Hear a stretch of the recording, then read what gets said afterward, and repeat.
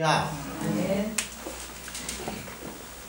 기독교 신앙의 내용 중에 예수님이 우리의 죄를 대속해 주시는 대속 사건과 그 다음에 십자가에 죽으시고 부활하신 사건을 빼고 나면 아주 중요한 게 하나가 남습니다. 그게 뭘까요? 예, 다시 오신다는 약속입니다. 너희 가운데 하늘로 올려지신 예수는 하늘로 가심을 본 그대로 오시리라. 여러분, 이 말씀을 믿으십니까? 자, 이 말씀을 믿고 있기 때문에 우리는 세상 사람들과 다른 삶을 가지고 다른 가치관을 가지고 있습니다. 그래서 이 문제야말로 우리에게는 근본이요 기초이면서도 늘 다시 생각하게 되고 또 쉽게 주님이 안 오시니까 이것 때문에 갈등하는 약속이기도 합니다. 자, 이 질문 한번 연결시켜 생각을 해볼까요? 예수님 정말 오실까요? 아멘. 오신다면 언제 오실까요? 아버지. 네. 하나님의 뜻대로. 그럼 왜 아직까지 안 오실까요? 세계하고 고민하시는 게 많고 나도 그동안 저야 되는지. 예. 오늘 우리가 본문 가운데 살펴볼 내용이 바로 이런 내용입니다. 예수님은 정말 오십니다. 그에 대한 가장 확실한 답을 주려면 언제 오시면 돼요? 지금 오시면 돼요. 그러면 누구나 다 알아요. 예수님 오시는 문제와 언제 오시냐 하는 문제는 아주 밀접한 관계를 가집니다. 예수님 오신다고 할 때, 야, 2022년 11월 15일 날 내가 올 거다, 이렇게 말씀해 주시면 얼마나 간단해요. 그런데 성경은 언제 오신다는 답변은 늘 피합니다. 우리들의 관심은 언제냐가 중요한데 성경은 그거는 너희가 알 바가 없고 그렇게 말씀합니다. 언제나 오신다는 말만을 되풀이합니다. 자, 오늘 성경을 보죠. 마태복음 24장 3절에서 12절입니다.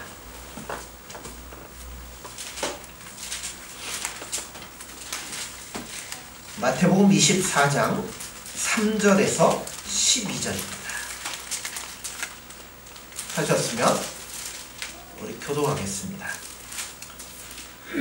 예수께서 감람산 위에 앉으셨을 때 제자들이 조용히 와서 이르되 우리에게 이르소서 어느 때 이런 일이 있겠사오며 또 주의 임하심과 세상 끝에는 무슨 징조가 있사오리이까? 예수께서 대답하여 이르시되 너희가 사람의 미혹을 하지 않도록 주의하라. 많은 사람이 내 이름으로 와서 이르되 나는 그리스도라 하여 많은 사람을 미혹하리라. 난리와 난리 소문을 듣겠으나 너희는 삼가 두려워하지 말라. 이런 일이 있어야 해 아직 끝은 아니니라. 민족이 민족을 나라가 나라를 대적하여 일어나겠고 곳곳에 기근과 지진이 있으리니 이 모든 것은 재난의 시작이니라. 그때 사람들이 너희를 환난에 넘겨주겠으며 너희를 죽이리니 너희가 내 이름 때문에 모든 민족에게 미움을 받으리라. 그때 많은 사람이 실족하게 되어 서로 잡아주고 서로 미워하겠으며 거짓 선지자가 많이 일어나 많은 사람을 미혹하겠으며 불법이 성함으로 많은 사람의 사랑이 식어지리라. 아멘. 자, 언제 주님 오십니까? 물을 때 예수님은 때를 말하지 않고 징조를 보라고 하셨습니다. 그런데 여러분, 그런 징조는 옛날이나 지금이나 동일하게 있는 일입니다. 전쟁은 그때도 있었고 기근과 지진도 그때나 지금이나 여전히 있습니다. 그래서 이런 일이 일어나면 오실 때가 되었다고 말하는 것은 사실 설득력이 없습니다. 옛날에도 있었고 지금도 있었고 언제 오실지 모르지만 미래에도 계속 있을 일이기 때문입니다. 그래서 우리는 이러한 것들에 대해서 새로운 시각을 가질 필요가 있습니다. 그 말씀에 대한 힌트를 어디에서 찾아야 되냐면 사도행전 1장에서 나와 있어요. 거기서 제자들이 똑같은 질문을 했어요. 사도행전 1장 6절을 보면 그들이 모였을 때 예수께 여쭈어 이르되 주께서 이스라엘 나라를 회복하심이 이때니까 하니, 이때 뭘 물어본 거예요? 시기가 언제냐고 물어본 거예요. 그때 예수님이 뭐라 그래요? 때와 아버지. 그렇죠. 기한은 아버지께서 자기의 권한에 두셨으니까 너희들은 알 바가 아니라는 겁니다. 그런 예수님의 때와 기한에 대해서 말씀하실 이유가 없어요. 무엇에 관한 것이냐면, 자, 그럼 이 징조 이런 것들은 왜 말씀하시냐면, 예수님이 정말 오실 수밖에 없음을 일반적인 차원에서 가르치려다 보니까 이런 것들을 얘기하시는 거예요. 자, 쉽게 설명을 드려볼까요? 자, 기근과 지진, 전쟁, 환란이 등장하는 이유가 여기에 있습니다. 만약 여러분이 사는 집에 하루에 한 번씩 지진이 나갖고 집이 흔들흔들거리면 거기 계속 사실 겁니까? 어떡하실 거예요? 당장 방 빼가지고 안 흔들리는 안전한 곳으로 갈 거 아니에요. 여러분, 마찬가지입니다. 지금 예수님이 대답하시는 내용이 이거예요. 너희가 살고 있고 너희가 근거하고 있는 곳이 영원히 머물 곳이 아니다. 끝날 수밖에 없는 곳이다. 그러한 가치와 그런 세계관과 그런 것들을 목표로 향해 가는 곳이 세상이다. 그러므로 여기는 안전한 곳이 아니고 영원한 나라가 와야 할 것이고 그때 내가 그 나라를 위해서 이 땅에 올 것이다. 그러니까 이런 걸 보면 아, 내가 여기 살아야 되는 게 아니구나 라는 걸 깨달아라는 거예요. 그래서 우리는 세상이 돌아가는 꼴을 볼 때마다 아, 여기 우리 영원한 목표를 두거나 여기에 영원한 투자를 해서는 안 되는 것이구나 하는 것을 확인하라고 예수님 말씀하는 겁니다. 그러면 문제는 왜 종말이 빨리 오지 않고 지체되고 있을까요? 주님 빨리 오시는 게 우리도 좋죠. 근데 왜 빨리 안 오실까요? 그렇죠. 이 말씀들 속에는 어떻게 보면 우리를 고난 속에 내버려두고 방치하는 듯한 의미가 담겨져 있습니다. 그런데 아까 마태복음 피고 계시죠? 자, 24장 13절 14절입니다. 교도가죠. 그러나 끝까지 견디는 자는 구원을 얻으리라. 이 천국 복음이 모든 민족에게 증언하기 위하여 온 세상에 전파되니 그제야 일치리라. 아멘. 자, 시간적으로 재림에 연기되고 있는 가장 큰 이유는 뭐 하려고요? 예, 구원을 완성시키기 위해서 그렇다는 겁니다. 그러니까 우리에게 고난을 주는 게 목표가 아니라 구원한 자들을 완성하시고 또 아직 예수님을 모르는 많은 자들을 구원시켜서 하나님의 백성 삼기 위해서 재림이 연기되고 있다는 겁니다. 자, 성경 한 장 더 볼까요? 베드로후서 3장 1절에서 10절 신약성경 뒤편입니다. 베드로후서 3장 1절에서 10절입니다. 386쪽입니다. 교독합니다. 사랑하는 자들아, 내가 이제 이 둘째 편지를 너희에게 쓰노니 이 두 편지로 너희의 진실한 마음을 일깨워 생각나게 하여 거룩한 선지자들이 영원한 말씀과 주 되신 구주께서 너희의 사도들로 말미암아 명하신 것을 기억하게 하려 하노라. 먼저 이것을 알지니 말세에 조롱하는 자들이 와서 자기의 정욕을 따라 행하며 조롱하여 이르되 주께서 강림하신다는 약속이 어디 있느냐. 조상들이 장으로부터 만물이 처음 창조될 때와 같이 그냥 있다니. 이는 하늘이 예적부터 있는 것과 땅이 물에서 나와 물로 성립된 것도 하나님의 말씀으로 된 것을 그들이 일부러 잊으려 함이로다. 이로 말미암아 그때 세상은 물이 넘침으로 멸망하였을 때 이제 하늘과 땅은 그 동일한 말씀으로 불사르기 위하여 보호하신 바 되어 경건하지 아니한 사람들의 심판과 멸망의 날까지 보존하여 두신 것이니라. 사랑하는 자들아, 주께서는 하늘과 천을 갖고 천을 하늘과 떠나면 이들이 하자를 잊지 말라. 주의 약속은 어떤 이들이 더디다고 생각하는 것 같이 더딘 것이 아니라 오직 주께서는 너희를 대하여 오래 참으사 아무도 멸망하지 아니하고 다 회개하게 이르기를 원하시느니라. 그러나 주의 날이 불꽃같이 오르니 그날에 하늘이 큰 소리로 돌아가고 물질이 뜨거운 불에 끓어지고 땅과 그 중에 있는 모든 일이 일어나리로다. 아멘. 자, 세상 사람들이 말세, 그러면 뭔 얘기를 해요? 야, 예수님 오신다면서 2000년이 지난 지금까지 예수님 안 오는 거 아니냐? 오시기는 뭘 오시냐? 그렇게 얘기를 하죠. 또 살기는 점점 어려워 신앙생활 한다는 것이 더 힘들어지기 시작합니다. 그럴 때 우리는 뭘 기다려요? 삶이 힘들어지면 아, 예수님 빨리 오세요. 그냥 빨리 끝내고 싶습니다. 그런 마음이 있어요. 왜 이런 식으로 예수님의 재림이 지체될까요? 언제 이 고난이 끝날까요? 하는 질문을 때로는 우리가 던질 때가 많이 있습니다. 그 이유는 여기에 나온 답으로 무엇을 위해서냐면 우리의 이익을 위해서라고 말씀합니다. 대부분의 남자들이 대한민국에 태어나면 다 군대를 갑니다. 누군들 어렵게 하고 싶겠어요? 그러니까 군대 가면 요리조리 편한 것만 찾아다니려고 합니다. 그리고 시간이 지나면 제대하기 때문에 그냥 그렇게 넘어가려고 그래요. 그러나 여러분, 국가가 우리를 괴롭히려고 부른 거 아니잖아요. 그런 것처럼 하나님도 우리를 괴롭히려고 우리의 목숨을 연장시키는 게 아닙니다. 오히려 이것은 우리에게 있어서 아주 중요한 훈련의 기간입니다. 제가 늘 말씀드리잖아요. 제대할 때의 계급이 우리의 계급이에요.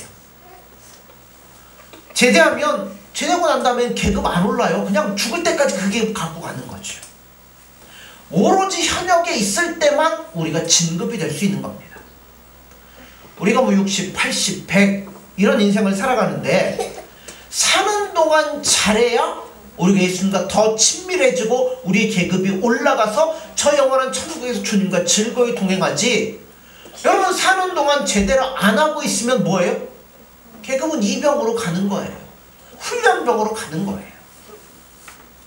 그렇기 때문에 이 세상에 우리의 목적할 바도 아니고 가치를 둘 것도 아니고 보물을 쌓아둘 것이 아니라는 것을 분명히 하기 위해서 때론 전쟁, 때론 기근, 때론 지진, 환난 이런 것들을 통해서 아, 여기가 내가 살 것이 아니구나. 나의 영원한 집은 바로 저 영원한 곳에 있구나. 그래서 거기에다 가치관을 두고 목적을 두고 거기 위해 살아가도록 만들기 위해서 이런 훈련의 기간을 두시는 거예요. 그런데 여러분, 우리가 어렵다고 좀 문제가 있다고 빨리 떠났으면 좋겠습니다 하면 우리는 뭐가 안 되는 거예요? 그 기간 동안 훈련이 안 되고 연단이 안 돼서 믿음의 장성한 분야까지 이르지는 못한다는 거예요. 그러므로 할 수만 있으면 뭐 하시면 돼요? 늦게 자, 에녹 같은 사람 뭐 했어요? 훈련이 빨리 끝나니까 예수님 뭐라고 그래요? 너 더 이상 있을 필요 없다, 가자, 데려가시는 거잖아요. 그러므로 여러분, 빨리 데려가라고 말씀하지 마시고요, 이 훈련을 통해서 내가 빨리 완성될 수 있도록 만들어 달라고 하십시오. 그때가 되면 주님이 잘 데려가시겠죠. 하나님이 나에게 허락하신 시간들이 얼마나 귀한가 하는 것들을 깨우치셔야 돼요. 그러니까 저도 문득 아, 내가 이렇게 살면 안 되지, 나태하구나 하는 생각할 때가 있는데요. 우리가 보물을 땅에 쌓아두고 있는 건 아닌가.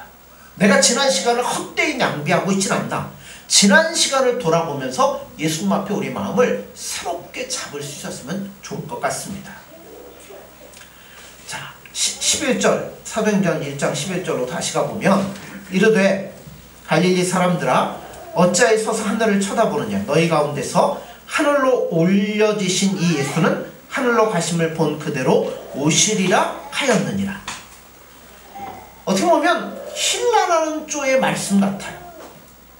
이 말씀 속에는 우리가 재림을 기다리면서 유혹받고 시험받는 문제들에 대해서 몇 가지의 귀중한 판단 자료와 원칙이 감추어져 있습니다. 예수님 오시는 징조가 여러 가지가 있어요. 그렇지만 그 중에 우리가 아까 마태복음에서도 읽었죠. 그 중에 징조 하나가 뭐예요? 거짓 예수 그리스도가 출현한다는 거예요. 무엇을 근거로 해서 거짓 예수를 우리가 알 수 있어요? 그러니까 우리는 예수님 오셨다는 거 저거 다 가짜라는 걸 아니까 가짜라고 얘기하지만 무엇으로 그것이 가짜인 걸 알 수 있을까요? 네. 자, 우리가 모르는 게 있어요. 자, 먼저 기억해야 될 것은 예수님의 초림과 재림이 전혀 다르다는 거예요. 이걸 알아야 돼요. 초림에서 맡으셨던 일과 재림하면서 하려고 하시는 일은 전혀 달라요. 그 이유 때문에 이 땅에 오시는 모습도 차이가 있습니다. 그래서 보통 거짓 예수, 거짓 재림 예수들의 가장 틀린 점이 있다면, 자, 주님이 이제 오실 때는 뭘로 오신다고요? 재림. 그렇죠. 재림주로 오시는 거예요. 근데 이들은 재림주로 오시는 능력이 없으니까 뭘로 감춰요? 초림으로 감춰요. 그래서 초림과 재림의 가장 큰 차이가 뭐냐면, 초림은 숨어서 오시지만 재림은 모두가 알 수 있게 오신다는 거예요. 자, 일단 초림부터 한번 보죠. 초림의 가장 중요한 목표와 사명 때문에 예수님은 자신의 모든 영광을 다 감추고 오시게 됩니다. 요한복음에 보면 하나님이 그 아들을 세상에 보내신 것은 세상을 심판하려 하심이 아니요 그로 말미암아 세상이 구원을 받게 하려 하심이라 말씀했어요. 초림의 주님은 뭐하러 오셨냐면 심판하러 오신 게 아니라 구원하러 오셨습니다.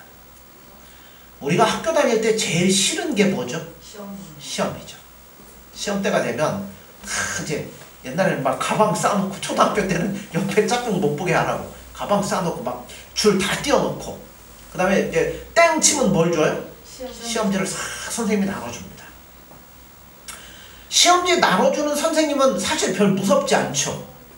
근데 누가 무서워요? 아니요, 시험 다 끝나고 자 1번 몇 점, 나와 몇 대. 옛날에는 시험 공부 못하면 막 얻어맞고 그랬잖아요. 나와가지고 점수 못 맞았다고. 그러니까 시험지 나눠주는 선생님은 안 무서운데 판단 내리고 평가하는 선생님은 무섭습니다.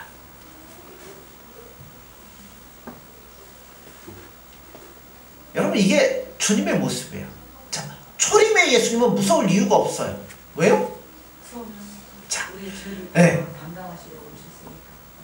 우리로 영혼을 준비하게 하고 영혼을 깨닫게 하고 구원을 받을 수 있도록, 출발할 수 있도록 우리를 인도하시기 때문에 초림의 예수님은 무섭지가 않습니다. 또 자신의 모든 영광 이런 것들을 다 감춰놓고 왔기 때문에 사람들이 함부로 예수님을 대하기도 했다는 겁니다. 그래서 감추어진 모습으로 오니까 아무도 그를 몰라보았다는 것은 주님께서 겁주지 않았다는 거예요. 자, 이사야 한번 찾아볼까요? 구약성경 이사야 53장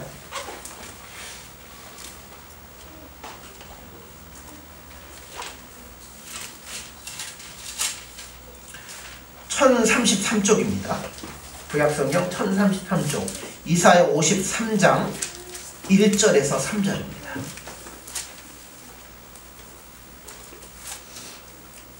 교독합니다.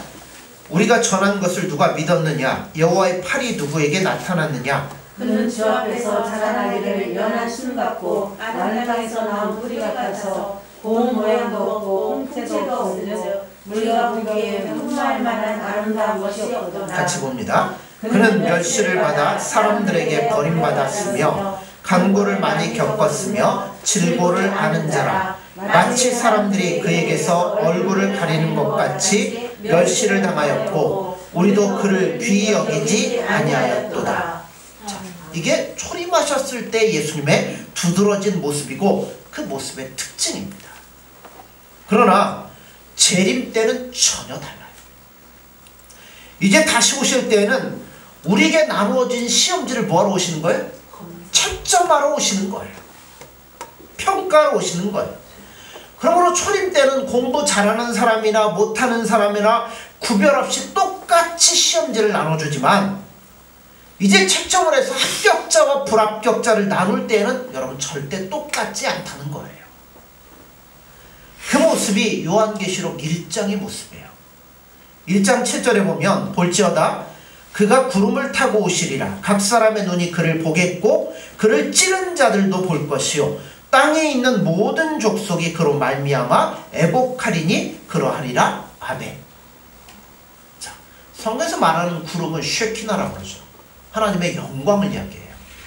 영광 중에라는 뜻입니다. 그러므로 초림 때는 감추어지고 아무에게도 보이지 않았지만 재림 때는 어때요? 모두가 볼 수 있는 가운데 오신다는 겁니다. 초림의 모습을 보면요, 예수는 그 나라에 태어났지만 아무도 몰랐어요. 그래서 오히려 누가 경배하러 와요? 외국에 있는 동방 박사들이 예수님을 경배하러 찾아옵니다.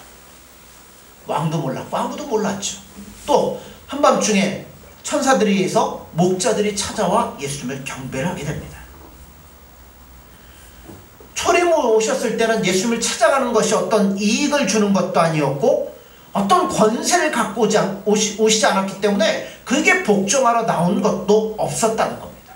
그러나 재림 때는 분명히 달라요. 이제 그가 다시 오실 때는 누구도 알아본다고요? 그를 찌른 자도 알아본다고 그랬어요. 초림 때는 아무나 찌를 수 있었어요. 왜요? 예수님이 누군지 몰랐으니까. 영광 중에 오신 예수님을 몰랐으니까 똑같은 인간인 줄 알고 뭐 했어요? 찌를 수 있었다는 거예요. 그러나 예전에 그가 관심을 갖고 볼 이유가 없었고 무릎을 꿇을 이유가 없었던 분을 이제는 영광 때문에 모두가 뭐예요? 다 보게 된다는 겁니다. 이것이 재림의 특징이에요. 그때는 나를 믿으라 이런 말씀 안 해요.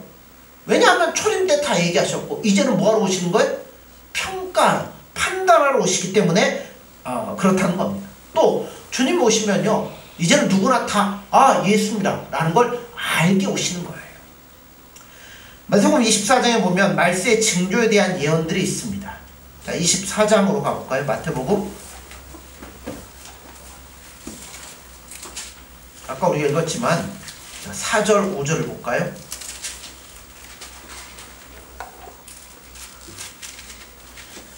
자, 예수께서 대답하여 이르시되 너희가 사람의 미혹을 받지 않도록 주의하라.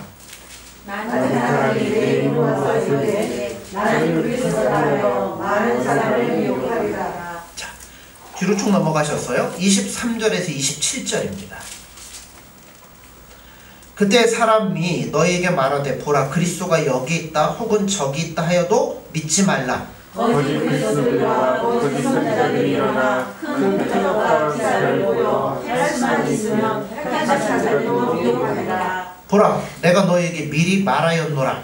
그러면 사람들이 너희에게 말하되 보라 그리스도가 광야에 있다 하여도 나가지 말고 보라 물방에 있다 하여도 믿지 말라. 같이 봅니다. 번개가 동편에서 나서 서편까지 번쩍임같이 인자의 임함도 그러하리라. 아멘.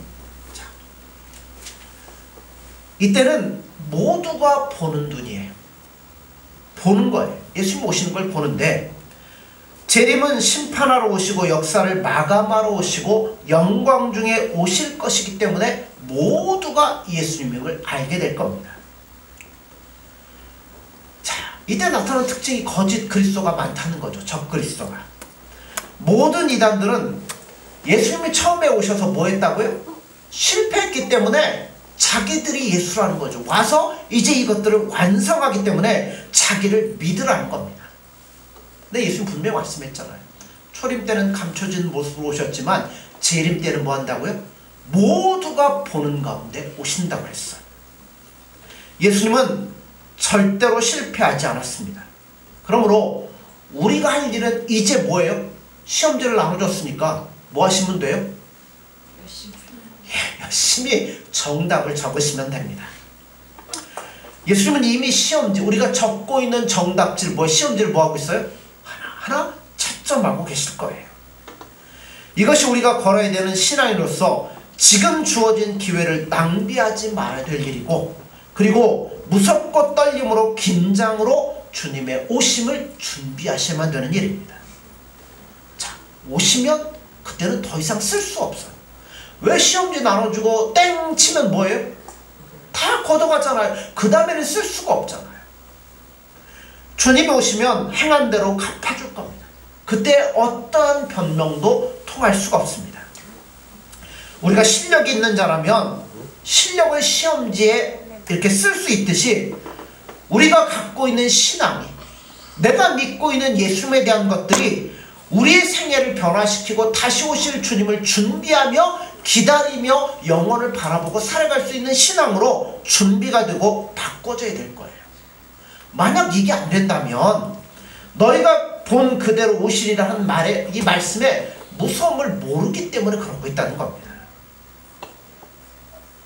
신자와 불신자의 차이는 예수님을 아느냐 모르느냐예요. 불신자들은 신자들 뭐라고 그래요? 예수님 믿어갖고 착하게 살려고 하는 사람, 그게 그들이 아는 정보예요. 여러분, 예수님 믿는 건 착하게 사는 것만이 아니에요. 그거는 예수님 믿다 보면 착하게 살아가게 되는 거지, 그게 우리의 목표는 아니에요. 예수님 분명히 사도행전 1장 11절에 말씀하잖아요. 어떻게 하신다고요? 본 그대로 다시 오신다고 그랬어요. 석가는 미안하지만 못 옵니다. 마호메트도 못 와요. 아무도 못 와요. 오직 예수님만이 온 우주 만물의 주인이시며 그는 다시 오실 겁니다. 그러니까 여러분, 다시 올라가시는 예수님 쳐다볼 필요가 없어요. 여러분, 시험지 나눠주고 돌아가는 선생님 뒤통수만 가만히 시험 기간 동안 쳐다보고 있으면 됩니까? 안 되죠. 자, 시험지 나눠주고 가면 뭐 해야 돼요? 일단 시험지에 뭐부터 써야죠? 이름 써야죠. 이름 안 써놓으면 아무리 100점을 맞아도 이게 누구 건지 모르잖아요. 그러므로 우리 이름을 써야 됩니다. 그 다음에는 쉬운 문제부터 풀어나가는 거죠. 어려운 문제까지 차근차근 풀어나가야 됩니다. 그 중에 제일 확실한 게 이름은 써야 돼요. 주 예수님을 믿고 하나님의 자녀인 것을 분명히 우리 답안지 안에 쓰십시오. 그러면 불합격은 안 시키십니다. 예수님은 다시 오십니다. 우리는 그것부터 준비하셔야 돼요. 여러분, 예수님 믿는 건요, 정신적인 위안이라 받겠다는 그런 것으로 믿는 게 아니잖아요. 각인의 눈이 그를 볼 것이며 그를 찌른 자도 볼 것이다 라고 말씀합니다. 그때 예수님 만날 거예요. 찌른 자도 예수님 만난다고 그랬잖아요. 찌른 자 예수님 만날 때 어떻게 했어요? 아마 엉엉 울 거예요. 내가 예수님을 찔렀다고 얼마나 울겠어요. 근데 우리는 예수님 만날 때 울지는 맙시다. 예수님 조금 있다 오시죠. 예수님 아직 나 안 됐는데. 그러지 말고 우리가 준비를 잘해서 예수님 올 때 뭘로 맞아야 돼요? 기쁨과 찬송으로 예수님을 만나야죠. 아까 우리 찬송도 불렀잖아요. 나팔 불 때 나의 이름, 예수님 불러주실 때 아멘 주 예수여 어서 오시옵소서. 그러려면 우리가 뭐 해야 돼요? 우리 준비 기간 동안, 훈련 기간 동안, 여러분, 세상이 우리가 영원히 살 것 아니라고 말씀드렸잖아요. 지진 일어나면 우리가 거기 어떻게 살겠어요? 맨날 전쟁 일어나면 어떻게 살겠어요? 뭐 잠깐 무슨 뉴스 보다 보니까 중국의 시진핑이 뭐 3번째 이제 또 됐잖아요. 그러니까 상위에 있는 부자들이 돈을 다 뺀대요. 외국으로 다 빼고 전부 다 탈출해서 나오려고 그런대요. 여러분, 세상 돌아가도 그렇게 나오려고 그러는데, 여러분 지진 있고 이런 거 있으면 여러분 우리 뭐 하셔야 돼? 아, 여기가 내가 살 곳이 아니다. 그래, 예수님 다 영광중 온다고 그랬는데 내가 거기에 목표를 두고 내 삶의 전부를 거기에 걸고 그 주님을 만날 때 기쁨으로 맞기 위해서 지금부터 열심히 믿음으로 살아야지. 이런 각오와 여러분 결심을 가지고 살아갈 수 있는 저와 여러분들이 되어지기를 간절히 소원합니다. 기도하겠습니다.